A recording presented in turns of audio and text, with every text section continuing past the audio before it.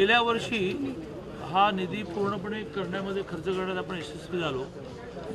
त्यातली काही टेंडर निघणं, वर्क ऑर्डर निघणं हे 31 ऑगस्टपर्यंत झालंच पाहिजे अशा प्रकारचा आदेश आज जिल्हा नियोजनाच्या बैठकीच्या निमित्ताने मी दिला आहे। नवीन वर्षी जवळजवळ 112 कोटी आपल्या वर्षानुवर्ष असणारा जो प्लॅन आहे त्याच्यापेक्षा 112 कोटी आपल्याला वाढवून मिळाले, जी जवळजवळ 19% वाढ आहे। त्यामुळे आपल्याला ह्या वर्षी बऱ्याच गोष्टी करता येतील।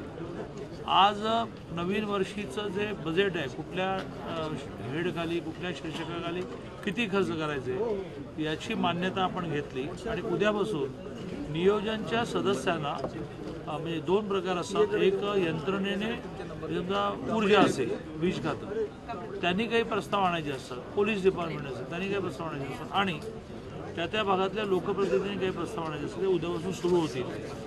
10 ऑगस्टपर्यंत हे प्रस्ताव घेऊन तेही 20 सप्टेंबरच्या आसपास पुन्हा एकदा आचारसंहिता लागली तर घोटाळा नये म्हणून ती आचारसंहिता 20 सप्टेंबरच्या आसपास लागेल असं गृहीत धरून, म्हणजे माझं काही भविष्य नाही आहे, गृहीत धरून सगळ्यांनी स्पीड वाढवावा। कारण गेल्या वर्षीची साधारणतः 10% का होईना टेंडर ही मार्गी लागायचे आहेत। नव्याने सगळी आचारसंहिता 2.5 महिने लागल्यामुळे सगळं पेंडिंग आहे।